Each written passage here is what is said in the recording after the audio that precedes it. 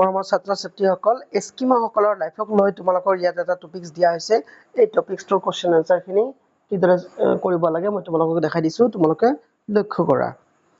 first of all মই তোমালোকক পঢ়াই শুনাইছো আধুনিক চিন্তাধাৰাই এস্কিমসকলক প্ৰভাৱিত কৰিবলৈ আৰম্ভ কৰিছে যদিও এওঁলোকৰ জীৱন ধাৰণৰ প্ৰক্ৰিয়াত ই কোনো পাৰ্থক্য আনিব পৰা নাই তেওঁলোকে বৰ্তমানে ঘূৰণীয়া বৰফৰ ইগলুৰ নামৰ পজা ঘৰত বাস কৰে এতিয়াও কুকুৰে টনা স্লেজ গাড়ী ব্যৱহাৰ কৰে শীতকালত তেওঁলোকে থকা ঠাইসমূহত প্ৰচণ্ড ঠাণ্ডা পৰে বাবে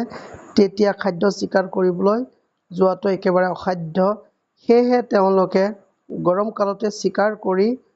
খোৱা মাংস আদি বটল বা টেমাত টানকৈ বন্ধ কৰি সাঁচি থৈ সেইবোৰক শীতকালত খাইছিল কিন্তু শীতকালত এই টানকৈ বন্ধ কৰি থোৱা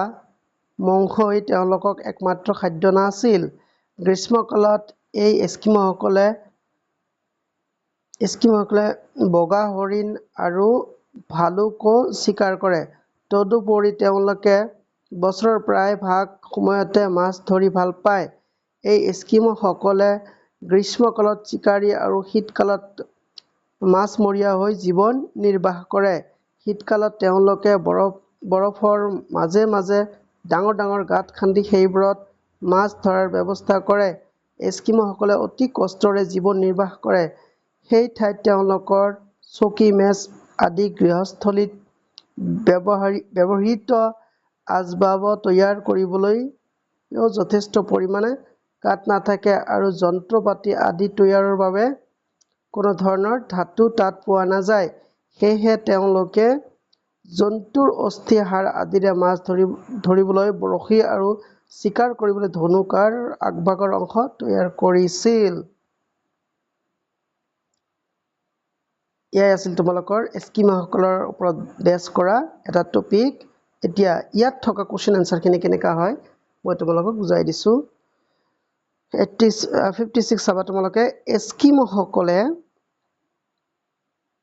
কোন সময়ত মাছ ধৰিছিল কোন কালত গ্ৰীষ্মকালত নে শীতকালত এইটো এটা কথা হল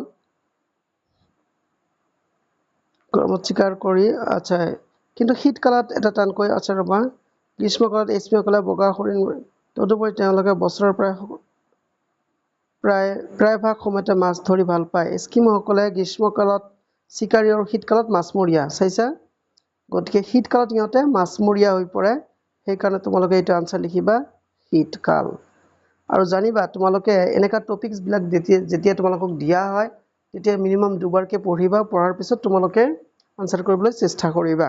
এবাৰ পঢ়িলে তোমালোকৰ কনসেপ্ট ক্লিয়াৰ নহব আৰু তোমালোকৰ আনসাৰ বিলাক কাৰেক্ট নহবও পাৰে নেক্সট কোৱেশ্চন 57 এস্কিমসকলে স্লেজ গাড়ী কিয় ব্যৱহাৰ কৰে এক নম্বৰ শিকাৰৰ বাবে দুই নম্বৰ মাছ ধৰাৰ বাবে তিন নম্বৰ কটা ছিঙা কৰিবৰ বাবে চাৰি নম্বৰ হল ভ্ৰমণ কৰিবৰ কাৰণে এটা তোমালোকৰ ৰাইট আনসাৰ ভ্ৰমণ কৰিবৰ কাৰণে স্লেজ গাড়ী ব্যৱহাৰ কৰে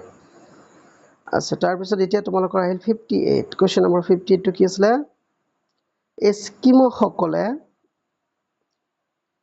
জন্তুৰ অস্থি হাড়ৰ দ্বাৰা অস্ত্ৰ পাতি তৈয়াৰ কৰিছিল কাৰণ তেওঁলোকে কাঠ নাপাইছিল অস্থি আৰু হাড়ৰ দ্বাৰা উৎকৃষ্ট অস্ত্ৰপাতি তৈয়াৰ কৰিব পাৰি নিৰ্মাণ কৰিব পাৰি 3 নম্বৰ অপচন তেওঁলোকে থকা ঠাইত ধাতুৰ উপলব্ধ নাছিল তেওঁলোক থকা ঠাইত চাৰিওফালে বৰফাবৃত আছিল কোনটো হ'ব নিশ্চয় তোমালোকে জানা অস্ত্ৰপাতি তৈয়াৰ কৰিবলৈ ধাতুৰ দৰকাৰ কিন্তু তাত ধাতু নাছিল এইকাৰণে কোৱেশ্চন নম্বৰ 3 অপচন নম্বৰ 3 টো ৰাইট অপচন নেক্সট 59 কি আছিল তোমালোকৰ তলৰ কোনবিধ খাদ্য এস্কিমসকলে নাখায় টেমাত বন্ধ কৰি থকা ৰখা মাংস কুকুৰৰ মাংস মাছ বগা হৰিণ ইয়াত তোমালোকে জানিবা এটা কুকুৰৰ মাংস আৰু বাকিবিলাক খায় কিন্তু আচ্ছা এতিয়া মাজতে তোমালোকক এটা মই কোৱেশ্চন সুধিছো তোমালোকে কমেন্টত লিখিবলৈ চেষ্টা কৰিবা কোৱেশ্চনটো হৈছে এইটো এনেকা এস্কিমসকলে যিটো ঘৰ সাজে সেই ঘৰবিলাকক কি বুলি কোৱা হয় নাম্বাৰ 1 পজা ঘৰ নাম্বাৰ 2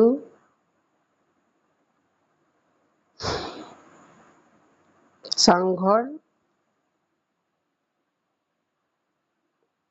Number 3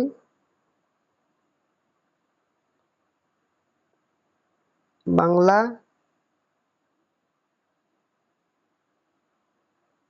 আৰু number 4 লিখিছো তোমালোকৰ ইগলু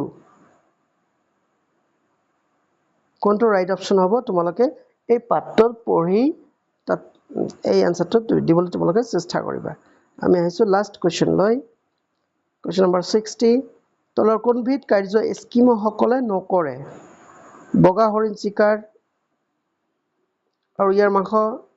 বহুত দিন লৈ টেমাত টানকৈ বন্ধ কৰি থোৱা এটা কিন্তু কৰে হিয়তে দেই বৰফত গাত খান্দি মাছ ধৰা এটো কৰে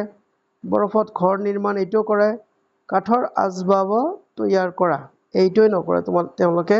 কাৰণ তাত কাঠ পাবলৈ টান